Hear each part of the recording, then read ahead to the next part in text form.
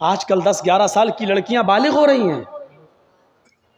टीवियों पर सीरियल ऐसे आ रहे हैं, मोबाइलों में ऐसी ऐसी वाहियात चीजें यूट्यूब वगैरह पर, फेसबुक पर आ रही हैं कि इनको देखकर हमारी लड़कियां जो कभी 16-17 साल में बालिग होती थीं, आज 11-12 साल की उम्र में बालिग होने लगी हैं। और यानियत फैल चुकी है, शर्म हया ताक पर रखी जा चुकी है। वरना तसव्वुर कीजिए, एक कपड़ा जो जिस्म से चिपका हो, आपके पैरों से चिपका हुआ हो, और वो कपड़ा आपके घुटने और रान से होते हुए आपकी कमर तक आए, जिसको आप लेगी कहें, और इसके ऊपर कुर्ती पहन ली जाए और इस तरीके से मार्केट में, बाजार में शॉपिंग की जाए, ऐसी औरत को आपकी नजर में फैशन परस्त कहा जा सकता है, लेकिन मोहम्मदुर रसूलुल्लाह की नजर में ये लड़की, ये औरत नंगी है, नंगी है, नंगी है। आरियात हमारी नजरों में फैशन परस्त हैं, लेकिन अल्लाह के रसूल ने ऐसी औरतों को क्या कहा? नंगी। मैंने नहीं कहा, पूछो इन उलमा से आरियात का मतलब क्या होता है। कासियात कपड़े पहनेंगी, आरियात लेकिन नंगी होंगी। ऐसी औरतों के बारे में कहा है नंगी होंगी। ये हाफ आस्तीनों के कपड़े यहां चल रही है, ये खुला हुआ है। साड़ियां चल रही तो ऐसी कि यहां तक का ब्लाउज पहने हुए हैं, ये खुला है, पेट खुला हुआ है।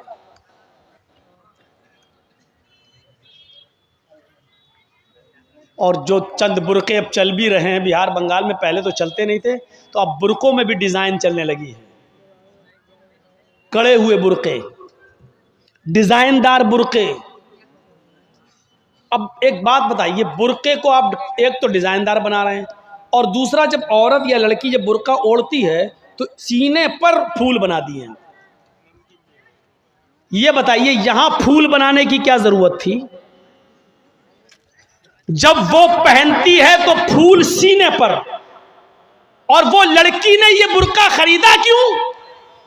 इसका मतलब क्या है कि वो भी इसलिए खरीद रही है ताकि मेरे फूलों पर नजर। ये सुनना पड़ेगा, तुम्हें नहीं, तुम्हारे बाप को भी सुनना पड़ेगा। जब तक मैं इस कुर्सी पर हूं, ये अथॉरिटी, ये पावर मुझे इस्लाम ने दिया है, सुनना पड़ेगा। क्यों खरीदा है उसने ये बुरका? यूपी साइड में आ जाओ, लखनऊ के बुरके देख लो, बंबई के देख लो, हैदराबादी बुरके देख लो। कसम खुदा की अब बुरके बुरके नहीं रह गए। अब 60 साल की बुढ़ी भी ओढ़ ले तो ऐसा लगता है जैसे वो 18 साल की लड़की जा रही है। ये बुरके एक बार सच्चा वाकया है। 60, 65, 70 साल की बुढ़िया ऐसा ही बुरका ओढ़ के चेहरा छुपा के जा रही थी धीरे धीरे। भाई बुढ़ी थी, वो धीरे धीरे चल रही थी, तो एक लड़का उसका पीछा करने लगा। 20-22 साल का लड़का उस बुढ़ी का पीछा करने लगा, क्योंकि जो सोचने लगा बुरका इतना खूबसूरत है तो बुरके के अंदर कितना खूबसूरत माल होगा, बुरके वाली कैसी होगी, उसका पीछा करने लगा। बुढ़िया धीरे धीरे चल रही, लड़का समझ रहा मुझे लिफ्ट दे रही, मेरी वजह से धीरे धीरे चल रही, जबकि वो अपनी कमजोरी की वजह से धीरे धीरे चल रही। बुढ़िया समझ गई कि लड़का मेरा पीछा कर रहा है, तो थोड़ी दूर चलने के बाद उसने अपना नकाब खोला और अपनी तुतलाती जबान में बोली, बेटा। लड़के का तो मूड खराब हो गया, कमबख्त मेरा तो मामला ही गड़बड़ हो गया। बेटा तू मेरा पीछा क्यों कर रहा है? मैं तो तेरी अम्मा की उम्र की हूं। लड़के को भी गुस्सा आ गया, कहती भाग, मैं अपने लिए नहीं अपने अब्बा के लिए ढूंढ रहा हूं। अब 60, 65, 70 साल की बूढ़ियों को ऐसे खूबसूरत बुरके पहनने की क्या जरूरत? बुरकों का मकसद जो कभी था पर्दा, लेकिन आज उनका मकसद भी वो नहीं रह गया। अल्लाह के नबी के ज़माने में एक सहाबी अल्लाह के नबी के पास आती हैं, मुस्नद अहमद की सही रिवायत, जिनकी चादर कपड़े से नीचे, टखने से नीचे, चप्पल से नीचे ज़मीन की मिट्टी उड़ाती हुई आती और कहती, अल्लाह के रसूल मैं इस चादर को ओढ़कर नमाज पढ़ने जाती हूँ, आपने कहा चादर इतनी नीची होनी चाहिए।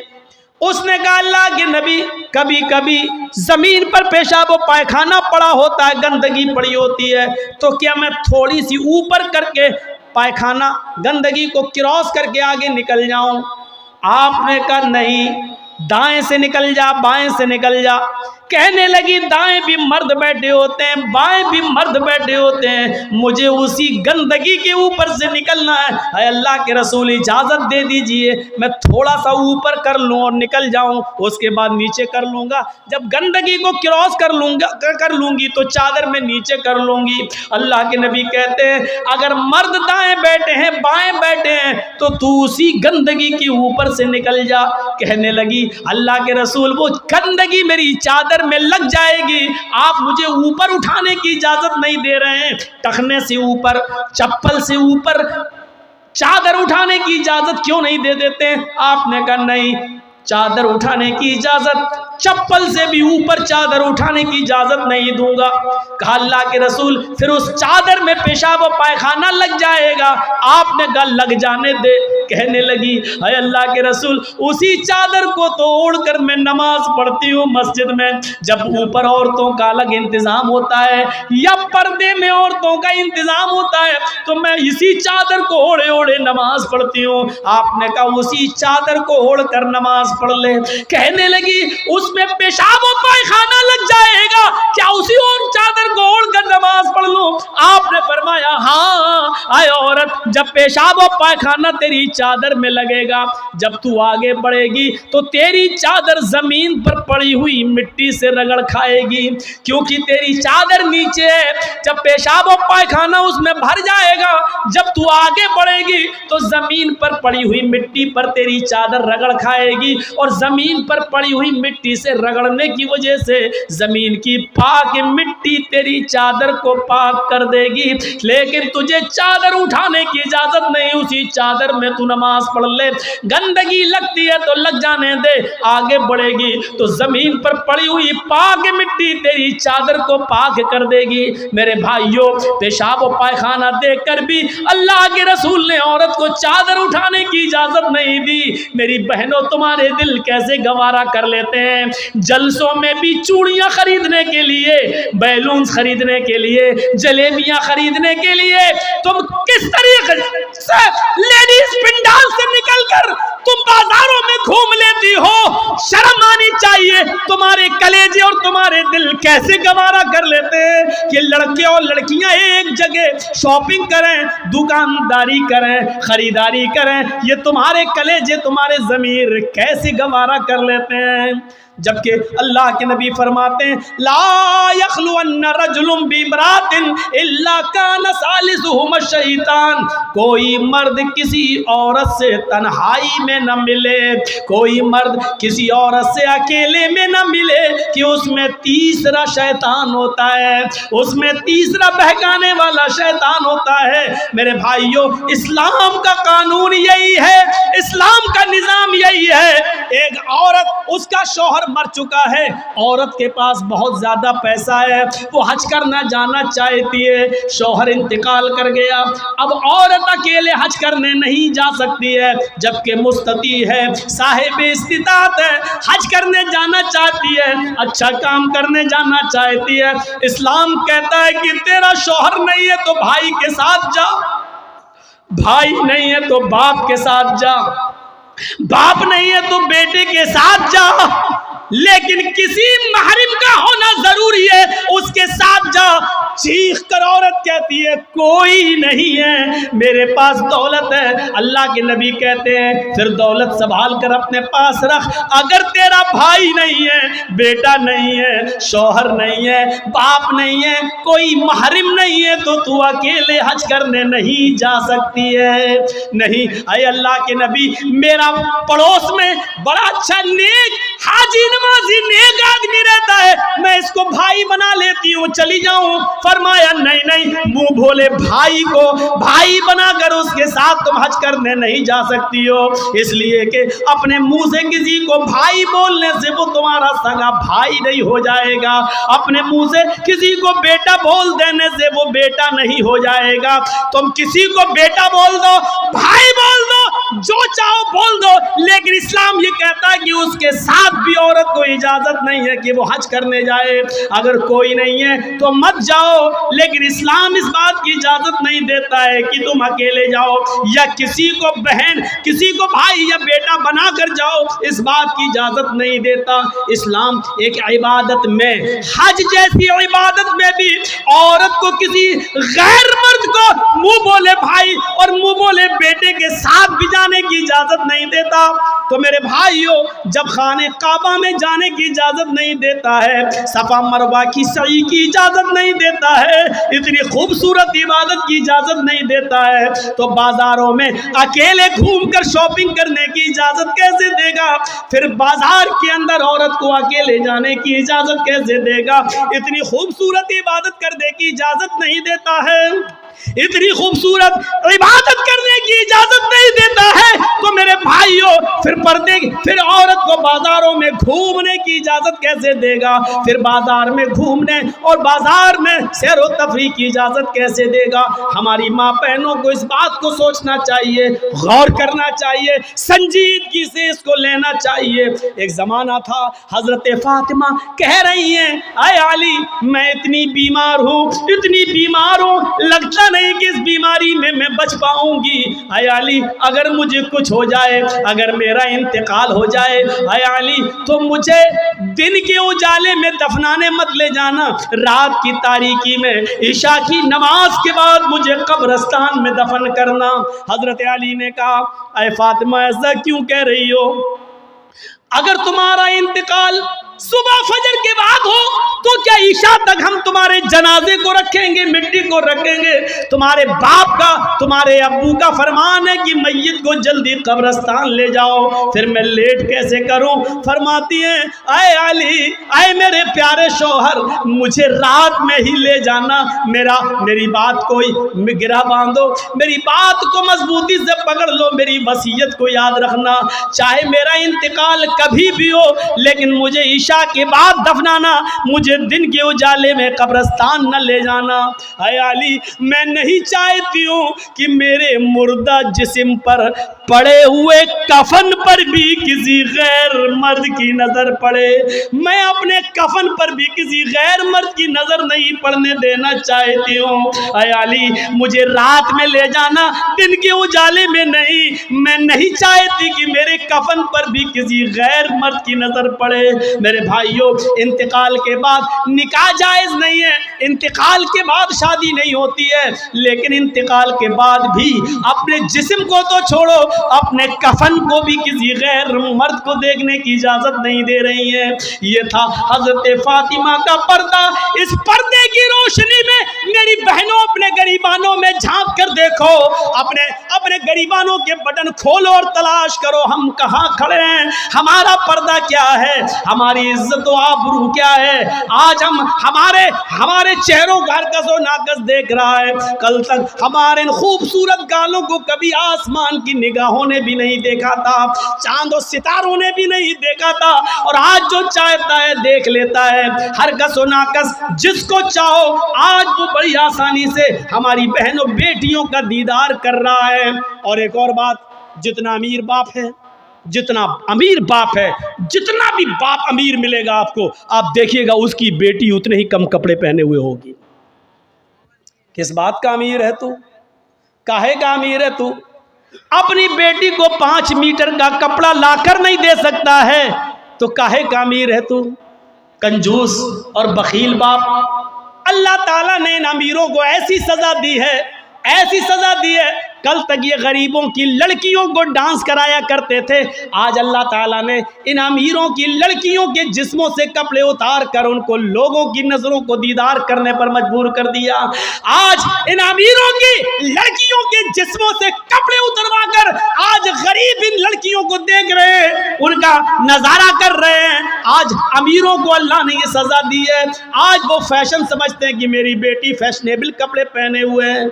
नहीं नहीं मेरे भाइयों, आप अपनी बहनों के जिम्मेदार हैं। अल्लाह के नबी ने फरमाया कि जिस लड़की का बाप, जिसकी बेटी बेपर्दा घूमे, वो बाप दयूस है। जिसकी बहन बेपर्दा घूमे वो भाई दयूस है, जिसकी बेटी बेपर्दा घूमे वो बाप दयूस है, जिसकी बीवी बेपर्दा घूमे वो शौहर दयूस है। गौर करो कितनी साफ लफ्जों में, कितने साफ लफ्जों में अल्लाह के नबी ने फरमाया, जिसकी बहन बेपर्दा घूमे वो भाई दयूस, जिसकी बेटी बेपर्दा घूमे वो बाप दयूस, जिसकी बेटी बेपर्दा घूमे वो बाप दयूस, जिसकी बीवी बेपर्दा घूमे वो शौहर दयूस। अब दयूस का माना अगर हम समझ जाएं तो सारा मामला हल हो जाए। दयूस, दयूस का ये तो अरबी लफ्ज़ है ना, इसका उर्दू में तर्जमा होता है, सुनने की ताकत है, सुनेंगे। दयूस का मतलब होता है भड़ुआ, और भड़ुआ किसको कहते हैं बताने की ज़रूरत नहीं, जानते होंगे। भड़ुआ कहते हैं उसको जिसने अपनी बहन, बेटी या बीवी या माँ को गलत काम करने के लिए किसी अड्डे पर बिठा दिया हो, चकले पर बिठा दिया हो और उनसे गलत काम करवाता हो और उनकी कमाई खाता हो। अरबी ज़बान में इसको दयूस कहते हैं और उर्दू में इसको भड़ुआ कहते हैं। कितना सख्त जुमला इस्तेमाल किया अल्लाह के रसूल ने। मौलाना जर्जीस को आप कह रहे होंगे ये क्या हो गया इसको। अल्लाह के नबी ने कहा जिसकी माँ बेपर्दा घूमे और बेटा अपनी माँ की बेपर्दगी पर कुछ ना बोलता हो वो बेटा भड़ुआ। जिसकी बीवी बेपर्दा घूमे और शौहर अपनी बीवी की बेपर्दगी पर कुछ ना बोले वो शौहर भड़ुआ। जिसकी बहन बेपर्दा घूमे और वो भाई अपनी बहन की बेपर्दगी पर खामोश रहे वो भाई भड़ुआ। और जिसकी बेटी बेपर्दा घूमे और बाप अपनी बेटी की बेपर्दगी पर खामोश रहे वो बाप भड़ुआ। दयूस कह दो मौलाना चलेगा, भड़ुआ मत कहो, अच्छा नहीं लग रहा है। हम कब कह रहे हैं कि अच्छा लग रहा है? हमको अच्छा लगाना कब है? जब अच्छा ही लगने लगे तो फायदा क्या है? इंजेक्शन ऐसे लगाओ दर्द ना हो। बात साहब, ऐसा हो सकता है कि इंजेक्शन लगे और दर्द ना हो? इंजेक्शन भी लगवाना चाहते हो और दर्द भी नहीं चाहते हो, तब तो होम्योपैथिक दवा ले लो, मीठी गोलियां खा लो जो मरने के बाद फायदा करती है।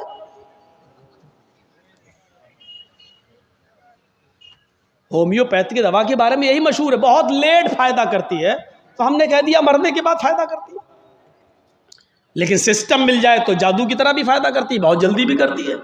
तो जब आपको मीठी गोलियां ही खाना है होम्योपैथिक दवा, तो फिर मत कराओ तकरीरें, और तकरीर करा रहे हो तो सुनो, सुनना पड़ेगा। कितने लोग हैं आज जो अपनी बीवी की बेपर्दगी पर सवाल उठाते हैं? कितने ऐसे हैं जिनकी बेटियां आज बेपर्दा घूमती हैं और वो बाप अपनी बेटियों को डांटते हैं? अगर माँ बाप अपनी बेटियों को सही से जिम्मेदारी निभाने लगे तो आज एक भी लड़की के पास एंड्रॉयड मोबाइल ना हो। हमारी 18-20 साल की लड़की जिसकी शादी नहीं हुई घर पे रहती है, उसके हाथ में एंड्रॉयड मोबाइल चीख चीख के बता रहा है कि बाप की तरबियत में कमी है, बाप अपनी बेटी पर पूरा का पूरा हुक्मरान नहीं है, हाकिम नहीं है, या ये कह रहा है बेटी के हाथ में वो एंड्रॉयड मोबाइल चीख चीख के कह रहा है ये बाप ना कह रहा है, बेटी के आगे बाप की नहीं चल रही है, बाप मजबूर हो चुका है। मेरे भाइयों, अगर बाप मजबूर न होता तो बेटी के हाथ में एंड्रॉयड मोबाइल नहीं होता। क्या जरूरत है बेटी के हाथ में देने की? वो तो घर में रहती है, क्यों चलाएगी साहब? आपकी बेटी 18-20 साल की क्यों फेसबुक चलाएगी? क्यों व्हाट्सएप चलाएगी? क्यों मैसेंजर चलाएगी? और आप कैसे अपनी बेटी को फेसबुक और मैसेंजर और व्हाट्सएप चलाने के लिए ढील दे सकते हैं? कैसे? आपका ये दिल कैसे गवारा कर लेता है? आप जिम्मेदार हैं। हमारी ये बेटियां कल बच्चों की माएँ बनेंगी, शादी के बाद इनको अपने बच्चों की तरबियत करना है। माँ के कदमों के नीचे जन्नत बताई गई है। हालांकि ये कोई हदीस नहीं है, एक मकूला है, लेकिन बच्चे अपने माँ के कदमों के नीचे जन्नत कैसे ढूंढें? ये आजकल की माँ के कदमों के नीचे जन्नत है? जिसको खुद नहीं मालूम कि कदम मेरे कहाँ हैं, उसके कदमों के नीचे बच्चे जन्नत ढूंढेंगे? हमें सोचना है, हमें अपनी बेटियों की तरबियत करना है। इमाम अहमद इब्न हंबल अपनी मुस्नद के अंदर एक वाक़या नकल करते हैं कि एक सहाबिया थी, उनके घर में एक बच्चा पैदा हुआ। एक सहाबिया थी, उनके घर में एक बच्चा पैदा हुआ। जब बच्चा पेशाब करता था तो पानी का लोटा उस बच्चे की शर्मगाह पे डाल देती थी। जैसी बच्चे ने पेशाब किया वो पानी लाती और शर्मगाह पे डाल देती। वो सहाबिया कहती हैं, मेरा बेटा जब चलने के लायक हुआ, पहला दिन था उसका चलने का, पहला दिन था मेरे बेटे के चलने का, पहला दिन था मेरा बेटा खड़े हो गया। जब चला, मेरे बेटे को जब पेशाब की ज़रूरत महसूस हुई तो उसने पानी का बर्तन देखना शुरू कर दिया। माँ कहती है कि मैं देख रही थी अपने बेटे को, जब भी वो पेशाब करता था तो मैं पानी उसकी शर्मगाह पे डाल देती थी। आज देखती हूँ मेरा बेटा चल रहा है, देखती हूँ ये क्या करता है। जब बेटा पहला दिन चलने के लायक हुआ, पहला दिन था, तो बेटे ने पानी का प्याला उठाया और दोनों हाथ से पकड़कर धीरे धीरे चला और एक कोने में जाकर बैठ गया, पेशाब किया और पेशाब करने के बाद वो पानी का प्याला अपनी शर्मगाह पे डालने लगा। उसको इस्तिंजा करना नहीं आता था, उसको धोने का तमीज़ भी नहीं मालूम था, उसको पता ही नहीं, लेकिन वो वैसा ही कर रहा है जैसी उसकी माँ ने उसको बताया। जैसे उसकी माँ उसके साथ कर देती थी, वो पानी का प्याला उठाकर अपनी शर्मगाह पे डाल लिया और खाली प्याला लेकर अपनी माँ के पास आ गया। माँ की आंखों में आंसू आ गए, आसमान पर नजर डाल कर कहती है, फुज़ तो बिरब्बिल काबा, काबे के रब की कसम में कामयाब हो गई, अल्लाह की कसम में कामयाब हो गई। अपने बच्चे को जो सिखाना चाहती थी मेरे बच्चे ने वो सीख लिया। मैं अपने बच्चे को जो तरबियत देना चाहती थी मेरे बच्चे ने वो तरबियत हासिल कर ली। मुझे उम्मीद है कि मेरा बच्चा कभी नापाक नहीं रहेगा। मेरा बच्चा जब भी पेशाब करेगा तो पानी जरूर ले जाएगा और इस्तिंजा करेगा। उस जमाने की माएँ अपने बच्चों को बचपन से ये आदतें डलवाती थी, और आजकल की माँ देख लो, अपने बच्चे का अंडरवियर नेकर उतार कर कहती बेटा यहाँ खड़े होकर पेशाब कर ले। ये माँ अपने बच्चों को क्या तरबियत देंगी? जबकि नेपोलियन ने कहा था कि mother's lap is first college for children, माँ की गोद ये बच्चे का पहला मदरसा होती है, पहली यूनिवर्सिटी माँ की गोद है। जो बच्चा अपनी माँ की गोद से तरबियत हासिल करके नहीं निकला वो किसी यूनिवर्सिटी से तरबियत हासिल नहीं कर सकता है। आज भी देख लो, किशनगंज में भी यूनिवर्सिटियाँ होंगी, किशनगंज में भी कॉलेज होंगे, उस कॉलेज से BA, MA, PhD, MBBS और MD की डिग्री लेकर निकलने वाले बच्चों की तादाद भी बहुत होगी।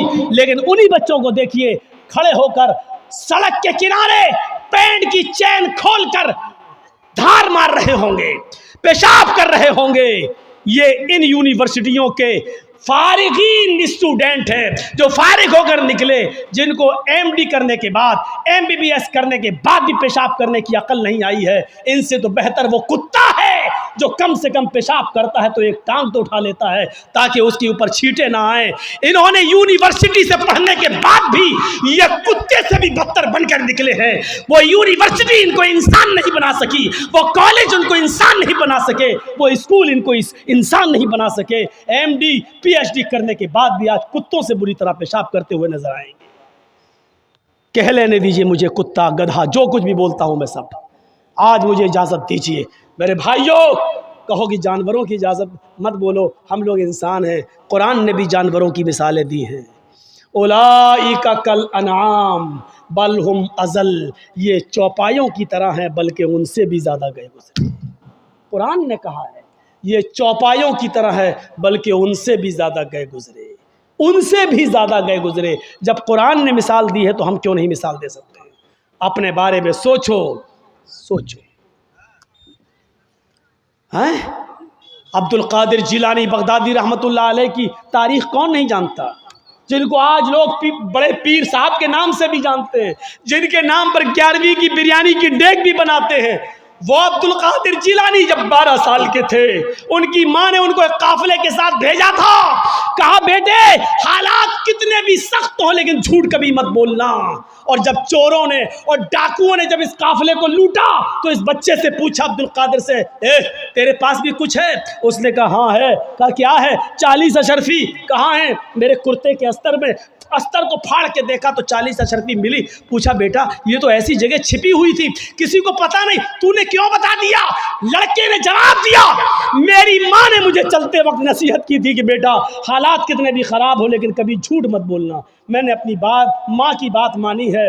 चोरों का, डकैतों का, डाकुओं का असर खत्म होता है और रोने लगते हैं और कहते हैं ये बच्चा अपनी माँ की इतनी बात मानता है कि ऐसे मोड़ पर भी उसने अपनी माँ की नाफरमानी नहीं की। हम तो अपने रब की नाफरमानी कर रहे हैं। सारा सामान जो लूटा था सबको वापस कर दिया और सारे के सारे चोरों ने, डाकुओं ने तौबा कर ली। मेरे प्यारे साथियों, एक बच्चा जब अपनी माँ का फरमाबरदार बनता है और माँ की बात मानता है तो माँ की दुआ तमाम डकैतों को तौबा करने पर मजबूर कर देती है। मेरे प्यारे साथियों, ये माँ की तरबियत थी जिसने अब्दुल कादिर जिलानी को एक बुजुर्ग के रूप में पैदा किया है, एक बुजुर्ग के रूप में देखा है। ये माँ की तरबियत थी।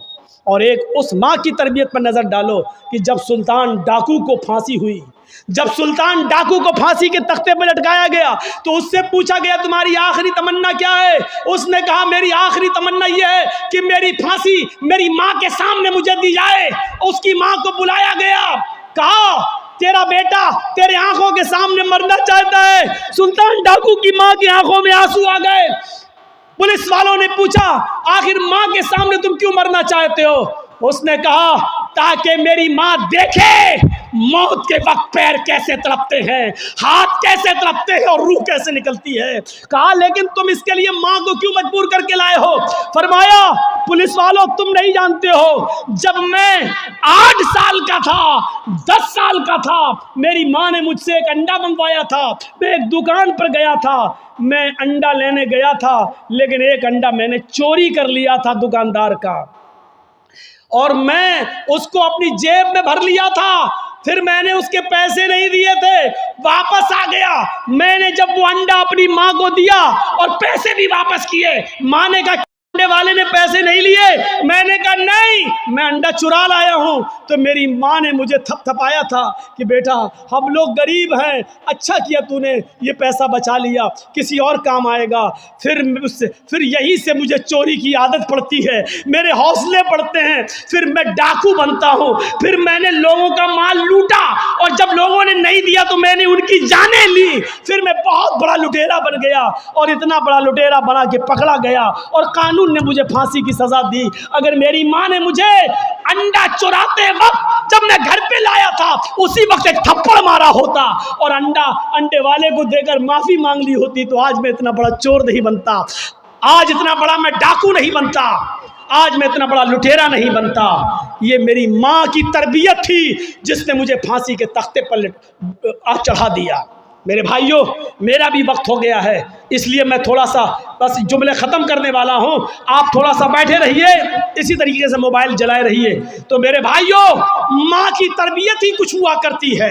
माँ चाहे तो अपने बच्चे को डाकू बना दे, माँ चाहे तो अपने बच्चे को अब्दुल कादिर जिलानी बगदादी की तरह बुजुर्ग बना दे। ये माँ की तरबियत होती है। तो मेरे भाइयों 1:45 बज भी चुके हैं, 11:45 से तकरीर शुरू थी और 1:45 बज गए हैं। 2 घंटा मेरा तकरीबन हो भी गया है और जनरेटर की तेल भी ऐसी मौके पर ख़त्म होने को था।